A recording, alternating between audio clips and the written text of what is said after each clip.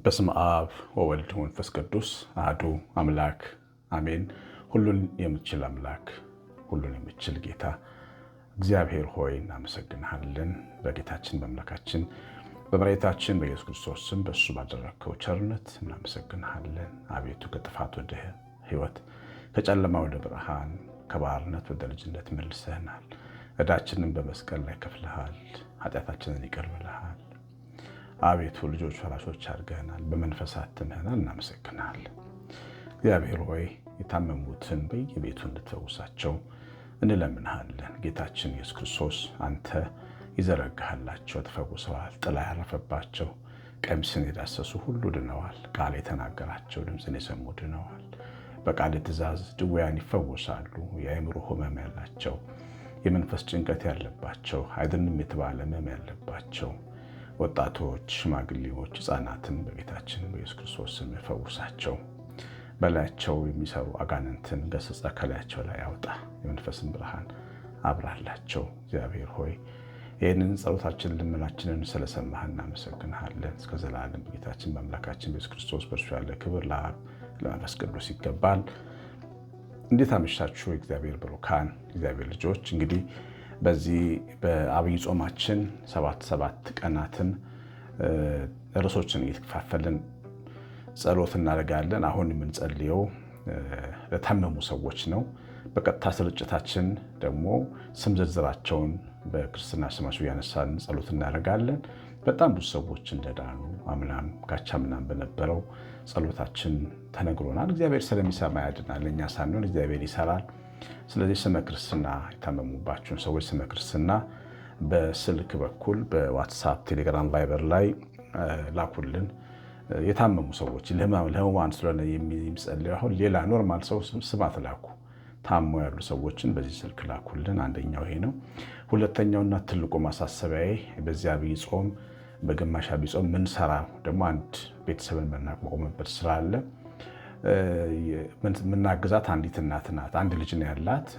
ልጇን ብቻዋን የምታሳድግ ነች። ያው ድንገት ይሄ ልጅ ምን እንደሆነ ሳይታወቅ ራሱን ስቶ በመውደቅ ያው አልጋ ላይ ይውላል እና ይህንን ልጅ ለማሳከምም እንደዚሁም ደግሞ የተለያዩ መፍትሄዎችን ለመፈለግም ወጥታ የምትገባ ልጅ ነች። ግን የ9 ዓመት ልጇን አልጋ ላይ አስተኝታ እንደ ዶሮ እንቁላሏን እንደምታይ እየተመለከተች ትውላለች። ይህን ጉዳይ ያው የአጋፔ ቤተሰብ በደንብ ካየን በኋላ ነው እናመጣቸው። ይህችን ሴት እንረዳለን፣ እናግዛለን እና በደንብ ተቋቁማ ራሷንም ልጇንም መግባ ሐኪም ቤት መውሰድ ባለባት መንገድ የምታደርገውን ነገር ድጋፍ እናደርግላታለን። 9114138 ስልኬ ነው። ዋትሳፕ፣ ቴሌግራም፣ ቫይበር ላይ ያለው እንግዲህ ይህን ሰሞን እሷን በደንብ እናግዛለን። እግዚአብሔር እናንተን ቤታችሁን ይባርክ። በትምህርቱ ርዕስ ላይ እንዳያችሁት ምኞትና እምነት ልዩነቱን በደንብ ማወቅ ስለሚያስፈልገን እግዚአብሔር መንፈስ ቅዱስ በዚህ ጉዳይ ላይ ዛሬ ሊናገረን ነው ያሰበው። እንግዲህ ስለ እምነት ስንናገር የእምነት አባት አብርሃምን ከአብርሃም ቤትና ሕይወት ብዙ ነገሮችን ስለምንማር ዛሬ የምንነሳው ከአብርሃም ቤት ነው።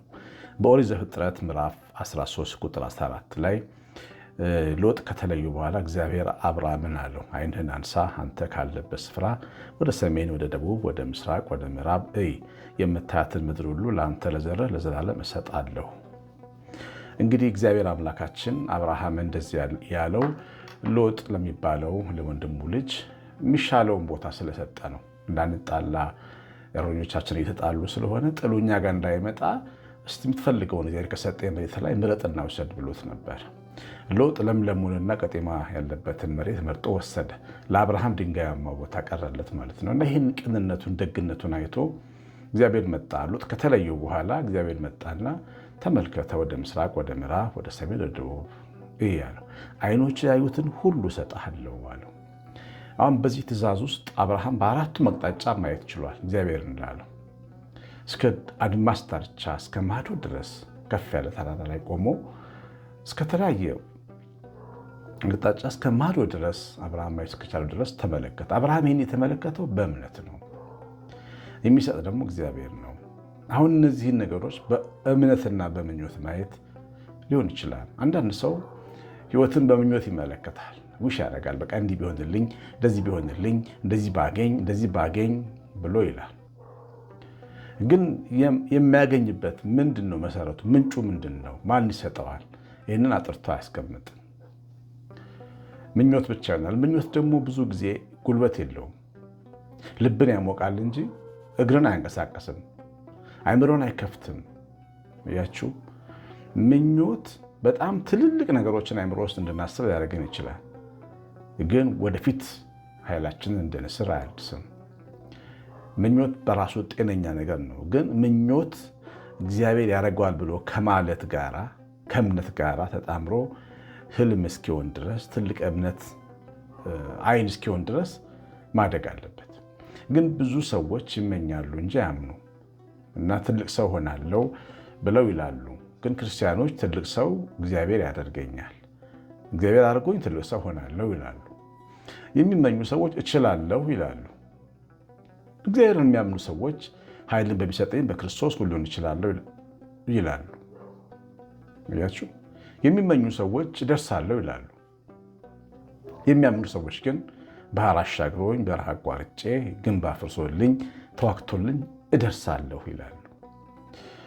በምኞት ይወላችሁ እግዚአብሔርን ያገለለ ፍላጎት ነው። ምኞት ትልቅ የመሆን ፍላጎት ነው፣ ግን እግዚአብሔርን ያገለለ አንዳንድ ጊዜ ከምን እንደምንነሳ ማናቀው ወይም ደግሞ በራሳችን ኮንፊደንስ ብቻ መብረር የምንፈልግበት ሀሳብ ሊሆን ይችላል። ግን እኛ ክርስቲያኖች ባለቤቶች መሆን የሚገባን የእምነት ባለቤቶች ነን። እንደተጻፈ ጻድቅ በእምነት በሕይወት ነው የሚኖረው እንጂ በምኞት አይኖርም። በጣም ብዙ የሚመኙ ሰዎች የሚመኙትን አላገኙም። የሚያምኑ ሰዎች ግን የሚያምኑትን አይተዋል፣ እንዳመኑ ሆኖላቸዋል። ለምሳሌ ኦሪት ዘፍጥረት ምዕራፍ 21 ላይ እንደተናገረው እግዚአብሔር ሳራን አሰበ ይላል። ሳራን ያሰባት አምና ስለጠበቀች ነው። ጌታዋ የተናገራት ነገር እንደሚሆን በስተርጅና እንደምትወልድ ስላመነች ነው። አያችሁ፣ ማመን ይፈልጋል። የዓይነ ስውር በኢያሪኮ ጎዳና ላይ የነበረው ሉቃስ 18 ላይ ዓይነ ስውሩ ጌታ ኢየሱስ ክርስቶስ እንደሚያድን ስላመነ ነው። የዳዊት ልጅ አዳኝ ነው ብሎ ስላመነ ነው ዓይኖቹ የተከፈቱለት። ምኞት ብቻ ቢሆን ኖሮ ስንት ዘመን ምን አለ ዓይኖቼ በበሩልኝ፣ ምን አለ እንደ ሰው አይቼ በሆንኩ ብሎ እኮ ያውቃል። ግን ዓይኖቹ አልበሩም። የዳዊት ልጅ ግን ዓይን ያበራል የሚለው እምነት ነው ዓይኑን ያበራለት። ጌታችን መድኃኒታችን ኢየሱስ ክርስቶስ መጥቶ አንድ ቀን ይጎበኘኛል ማለቱ ነው ጉብኝቱን ያፋጠነለት። አያችሁ፣ እምነቱ ነው። ዘኬዎስ ምኞት ብቻ አልነበረም፣ እምነት ነው። ዛፍ ላይ በወጣ አየዋለሁ እርግጠኝነት ነበር። አየዋለሁ የሚል እምነት ነው ዛፍ ላይ ያንጠለጠለው። አንድ ትልቅ የከተማ ከበርቴ ዛፍ ላይ ሲንጠለጠል እንደ ሕፃን ነው የሚታየው። ግን እምነት ስለነበረው እንደ ንስር ኃይሉ ይታደስ ነበር። ዛፍ ላይ ለመውጣት አቅም ነበረው። ኢጎን አሸንፎ ዛፍ ላይ ወጣ። ጌታችን ቀና ብሎ አየውና ወረድ ቤት እገባለሁ አለው። እምነቱ ነው ያን ያመጣለት። አያችሁ፣ ምኞት ብቻውን ግን ይህንን ሲያደርግ አላየንም። ስለዚህ የእግዚአብሔር ልጆች ሕይወታችን መቃኘት ያለበት በእምነት እንጂ በምኞት መሆን የለበትም። ስለምንመኝ ምናምን እንዳይመስለን። ያላመኑ ሰዎች ይመኛሉ፣ ኤቲስቶች ይመኛሉ፣ አሕዛብ ይመኛሉ፣ ምንም ስለ እምነት እውቀት የሌላቸው ሰዎች ይመኛሉ። ሰው የሆነ ሁሉ ምኞት ይመኛል። የሚያምኑት ግን እግዚአብሔርን የሚያውቁ ሰዎች ናቸው። እምነት ይወላችሁ እግዚአብሔርን ከማወቅ አንጻር ምስራቁንም ምዕራቡንም ደቡብንም ሰሜኑንም የማየት አቅም ነው። አሁን ተመልከቱ፣ አብርሃም አንዱን ብቻ አይደለም የሚያየው። ምስራቅን ብቻ ባይ ምስራቅን ብቻ ነበር የሚሰጠው። የአብርሃም ዘር በምስራቅ ተበትኖ ይቀር ነበር። የአብርሃም ዘር ምዕራቡን ብቻ ቢመለከት በምዕራብ ይቀር ነበር። የአብርሃም ዘር ደቡብን ብቻ ቢመለከት አፍሪካ መጥቶ ይቀር ነበር። የአብርሃም ዘር ሰሜንን ብቻ ቢመለከት ሩሲያ ሄዶ ይቀር ነበረ። ሁሉንም አየ። እግዚአብሔር ብሏል አለ፣ ይሰጠኛል፣ ያየሁትን አገኛለሁ ብሎ እግዚአብሔር የተናገረው ቃል እውነት ነው ብሎ አመነ። ስለዚህም እምነቱን እንደሞኝ ሰው አደረገ። በአራቱም አቅጣጫ ተመለከተ። እምነት ትእዛዝ አለው። ትእዛዙን ደግሞ በየዋህነት መፈጸም ያስፈልጋል። አብርሃም ማመኑን በአራቱም አቅጣጫ ዞሮ በማየት ማሳየት ነበረበት። አመንኩ ብሎ አልተቀመጠም ቤቱ። ስለዚህም አብርሃም ምኞት ብቻ ሳይሆን እምነት ነበረው። የሚሰራ እምነት ነበረው። ሕያው እምነት ነበረው። ማየት የሚችል እምነት ነበረው። ስለዚህ ዙሪያ ገባውን መመልከት ቻለ። ስለዚህ የአብርሃም ዘር በዓለም ተበትኖ ተጽዕኖ ፈጣሪ መሆን ቻለ ማለት ነው። በአራቱም አቅጣጫ የአብርሃም ዘር ወራሽ ሆነ። እግዚአብሔር እንዳመነ አረገለት፣ ዘሩን ወራሽ ዘር አረገለት። ስለዚህ ያመኑ ሰዎች ነው መሆን የሚገባል፣ የሚመኙ ሰዎች ብቻ አይደለም። ጥሩ ነገር በሆነልኝ ሳይሆን እግዚአብሔር ጥሩ ነገር ያደርግልኛል ማለት፣ ጉዳይ ሲኖረን እግዚአብሔር ያሳካልኛል ማለት። እንደው በተሳካልኝ ምኞት ነው፣ ያሳካልኛል ግን እምነት ነው። አሳካዋለሁ በራስ ላይ ማመን ነው። ያሳካልኛል ግን በእግዚአብሔር ላይ ማመን ነው። እምነቱ ራሱ እግዚአብሔር ላይ መሆን አለበት። ሁሉም በሚችለው አምላክ እጅ ላይ መሆን አለበት እምነቱ። የሚሰራ ወጥቶ የሚመለስ ሰርቶ የሚመለስ እምነት እሱ ነው። በእግዚአብሔር ላይ ካለ እምነት የሚመጣ ነው። አንዳንድ ሰው በራሱ በእውቀቱ በአነቃቂ ንግግሮች በምናምን ራሱን አስታጥቆ ሊመጣ ይችላል። ግን እግዚአብሔርን አምኖ የሚወጣ ሰው ነው የሚፈልገው ነገር ላይ ይደረሰው እና ያርጋል። እግዚአብሔር ያሳካል ማለት እግዚአብሔር ይረዳኛል፣ አገባለሁ፣ ወልዳለሁ፣ እግዚአብሔር ይረዳኛል፣ ሰርቻ አተርፋለሁ፣ እግዚአብሔር ይረዳኛል፣ እማራለሁ፣ አገኛለሁ፣ እግዚአብሔር ይረዳኛል፣ ተነስቼ ወደማስበት አገር ደርሳለሁ፣ እግዚአብሔር ይረዳኛል፣ ህመሜ ይፈወስልኛል፣ የታመመ ሰውም ይድንልኛል፣ እግዚአብሔር ይረዳኛል፣ የምናገረው ይደመጣል። ይህም ባላምን እናንተ ፊት ለመናገር አቅም አላገኝም። እግዚአብሔር እንደሚረዳ አምኖ ነው ሰባኪውን ማስተማር ያለበት። እግዚአብሔር ይረዳኛል፣ እነግዳለሁ፣ አተርፋለሁ ማለት ያስፈልጋል። እሱ እምነት ነው። እሱም ደግሞ አፋዊ አይደለም፣ የልብ እምነት ነው፣ የውስጥ እምነት ነው፣ ከአንጀት የሆነ እምነት ነው።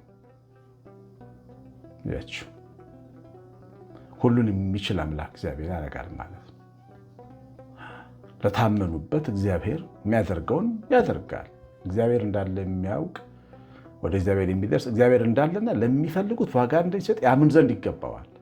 እግዚአብሔር ይሰጣል፣ ያደርጋል፣ ያከናውናል፣ ያግዘኛል፣ አብሮኝ አለ ማለት እንዲህ አይነት እርግጠኝነት ከምኞት የተሻለ እምነት ነው እሱ። ብዙ ጊዜ እንደዚህ ያሉ ሰዎች አያፍሩ። እግዚአብሔር ተስፋ የሚያደርጉ አያፍሩም ተብሎ የተጻፈው ለዚህ ነው። ሰዎች ግን የሚፈልጓቸው ብዙ ነገሮች አልተሳኩላቸው እምነት ሳይሆን ምኞት ብቻ ስለሆነ ቢሆንልኝ፣ እንዲህ ቢሳካልኝ፣ እንዲህ ቢረዳኝ፣ እንደዚህ ቢረዳኝ የምንለው ነገር አለ። እርግጠኝነት የሚጎለው ገና እግዚአብሔር ያስብበት ከሆነ ብሎ የሚል ለእግዚአብሔር ጥርት ያለ አመለካከት የሌለው አይምሮ የሚያስበው ሀሳብ ነው። በእግዚአብሔር መልካምነት የሚያምን ሰው ግን እንደዚህ አይነት ስንፍና ያስብም። ያረጋል ነው የሚለው፣ ይረዳል ነው የሚለው፣ ይሰማል ነው የሚለው፣ ይምራል ነው የሚለው፣ ያከናውናል ነው የሚለው፣ ያግዛል ነው የሚለው። በእውነት እግዚአብሔር ያግዛል ብሎ ያምናል። የሚያምን ሰው ይሄ ነው። መነሻም ነገር የለውም ለማመን። በቃ እግዚአብሔርና ታማኝነቱን ነው ተስፋ የሚያደርገው። ከራሱ አቅም አንጻርም አይደለም። አንዳንዴ ደሞዝ ፍለጋ የሚባል ነገር አለ። ለምሳሌ ጥሩ ሰው ስለሆንኩ ያደርግልኛል፣ በሳምንት 2 ስለምጾም 10 ስለምሰጥ ታደርግልኛለህ፣ ትሰማኛለህ የሚል ሰው አለ። ያረጋል ሲል መነሻው እሱ ራሱ ጽድቁ፣ ብርታቱ ያለው ነገሩ ምናምን ሊመስለው ይችላል። እሱም አይደለም። እንኳን ኃጢአት ጽድቃችን እንኳን ይላል ኢሳይያስ የመርገም ጨርቅ ነው። ጽድቄን ይዤ ልቅረብ በፊቱ ብለን እግዚአብሔር ያለው መልካምነቱን ክደን በራሳችን ጽድቅ ተማምነን ብንመጣም አንደመጥ። አያችሁ፣ በእግዚአብሔር ፍጹም መልካምነት ላይ የተደገፈ እርግጠኝነት ነው መኖር ያለበት። እሱም እምነት ይባላል እና ከምኞታችን ተለይቶ ሊሰራ የሚችል ሕያው ሆኖ ሊቀጥል የሚችለው ያ እምነት ነው። ያ እምነት በእግዚአብሔር እርግጠኝነት ነው። ያ እርግጠኝነት በሕይወታችን ውስጥ በጊዜ እየሰራ በጣም ትልቅ ነገር እያሳየን ይመጣል። ይህን አስቡ። የሰማኑን በልቦናችን ጻፍልን። እግዚአብሔር ቸርነት የእናታችን ቤታችን ረድኤት በረከት የመላት ጥበቃ አብሮን ይሁን። የልጇ የታመመባትን እናት ጉዳይ እንዳትረሱ። ማገዝ በደንብ አድርገን ማቋቋም አለብን። በስልክ መልእክት አስቀምጡልኝ። እግዚአብሔር እናንተን ቤታችሁን ይባርክ። ቀሲስ አሸናፊ ገብረማርያም ነኝ። ሰላም